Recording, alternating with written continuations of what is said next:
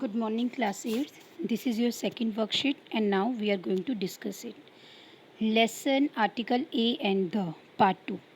In the previous worksheet, we have discussed about A and N. Okay, now today we will discuss about the definite article. So, bacha, first of all, they have written here, we use the with. I have already discussed it with you कि the का कुछ भी अपना meaning नहीं होता, ठीक है, but ये जिसके साथ भी लगता है उसका मीनिंग इम्प्रूव कर देता है. For example, if it is written here a singular और plural noun when it is clear obvious which person और thing we are talking about. The का यूज़ हम कब करते हैं? कोई भी सिंगल या प्लूरल नाउन हो, सिंगुलर या प्लूरल नाउन हो, अगर हमें पता है कि वो क्या है, यानी कि उसके बारे में क्लियर है, उसको हम फर्स्ट टाइम नहीं जान रहे, हम उसे पहले से कहीं जानते हैं, कुछ हमारे पास उसके रिगार्डिंग इन्फॉर्मेशन है. For example, they have written there is a lamp in my bedroom. जब बेटा आप पहली बार लैम्प को इंट्रोड्यूस कर रहे हो, आपने लिखा है there is a lamp in my bedroom. मेरे बेडरूम में एक लैम्प है. The lamp is next to the desk. जो लैम्प है वो डेस्क के आगे है.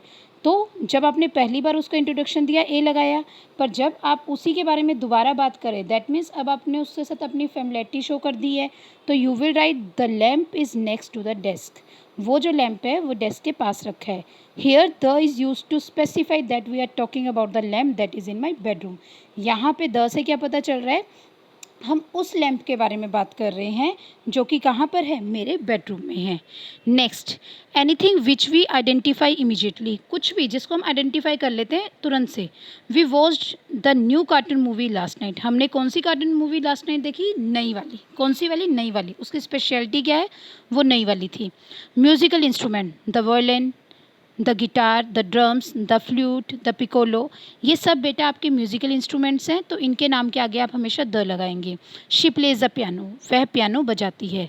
समथिंग दैट इज़ यूनिक और देयर इज़ ओनली वन. कुछ ऐसी चीज़ जो यूनिक है और एक है, उसके लिए भी आप द का यूज़ करते हैं. जैसे आंसर लिखा गया है द सन, सूरज, the moon, moon, the internet.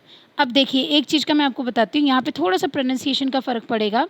जब भी आप सिंपल कॉन्सोनेंट साउंड से शुरू होने वाले कोई भी जो वर्ड्स होते हैं उनके साथ में द का यूज़ करते हो तो द का साउंड जो है द आएगा, द सन, ठीक है. पर जब भी आप वावल साउंड से स्टार्ट होने वाले वर्ड्स बोलते हो जैसे अर्थ, इंटरनेट, तो you have to use the. Like here it is the internet और ऊपर के दोनों में the sun and the moon. ठीक है, आई होप सो जैसे आपको कल क्लियर हो गया होगा. जैसे हम लोग ये एग्जांपल मैं आपको और देती हूँ, दी एंड, आप लोग दी एंड बोलते हो, द एंड नहीं बोलते, the end, this is the end. ठीक है, तो एंड आपका स्टार्ट हो रहा है वावल साउंड से, तो जैसे ही वावल साउंड से स्टार्ट हो रहा है तो इसके आगे आपका क्या लग गया है? दी लग गया है. नेक्स्ट,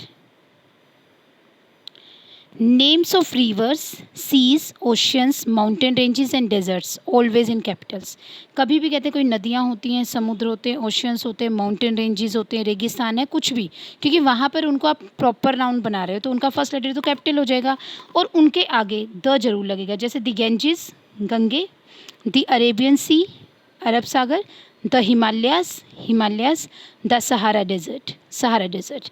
नेक्स्ट है आपका डायरेक्शंस, कार्डिनल पॉइंट्स. जब आप डायरेक्शंस बताते हो कहाँ जाना है, in the west, in the south east, in the north west, तो ये पर्टिकुलर जब आप डायरेक्शन बता रहे हो तो उसके लिए आप क्या बता रहे हो? यहाँ पर द का यूज़ कर रहे हो. ठीक है,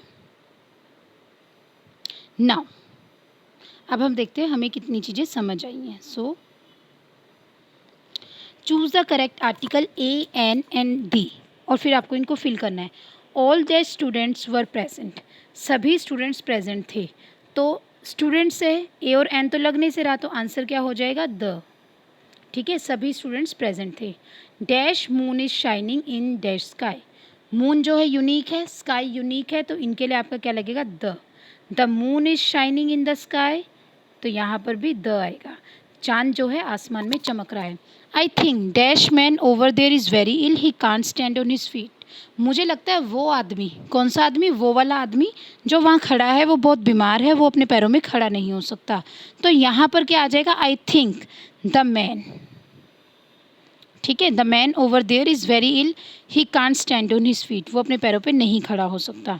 ठीक है जी. नेक्स्ट है I watched dash video you had sent me, मैंने वो वीडियो देखी जो तुमने मुझे भेजी थी, मतलब वो स्पेशल हो गई, तो यहाँ पर भी क्या आएगा? द आएगा. Next, she was wearing dash beautiful dress when she met her sister. उसने एक बहुत सुंदर ड्रेस पहनी हुई थी जब वो अपनी बहन से मिली। तो यहाँ पे एक सिंपल बात हो रही है, she was wearing a beautiful dress. यहाँ पर आएगा आपका अ, ठीक है। She is dash nice girl, वह एक अच्छी लड़की है, तो सिंपल है, तो यहाँ पर आएगा a. Do you want to go to dash restaurant where we first met. अब देखिए यहाँ पे स्पेशल क्या हो रहा है, पहले से इंटीमेशन क्या दिया जा रहा है कि क्या तुम उस रेस्टोरेंट में जाना चाहते हो जहाँ हम पहली बार मिले थे। Do you want to go to the restaurant, क्योंकि वो स्पेशल हो गया, उसको हम पहले से जानते हैं। He is dash engineer, he is an engineer, वह एक इंजीनियर है। The dash topic we are reading is very interesting, वो टॉपिक जो मैं पढ़ रहा हूँ बहुत इंटरेस्टिंग है, ठीक है। The topic we are reading is very interesting, पहले से वो डिस्कस हो रखा है, तो यहाँ पे लगेगा the. Next, I so dash old man dash street, मैंने गली में एक बूढ़े आदमी को देखा। तो ये सिंपल है, I saw an old man in the street, मैंने गली में एक बूढ़े आदमी को देखा। देखिए अब जैसे यहाँ पर आया ना, the dash more you work the dash more you gain, जब भी ऐसे में कंपैरेटिव डिग्री लगी होती है तो आप हमेशा याद रखिए इसमें क्या होगा, दोनों तरफ पे आपका द लगेगा, ठीक है। एक ही सेंटेंस में जब दो बार कंपैरिजन आता है तो दोनों में द लगता है। आमतौर पे हम लोग सुपरलेटिव डिग्री के साथ द लगाते हैं, पर इस खास कंडीशन में भी हम द लगाते हैं। The more you work the more you gain, okay.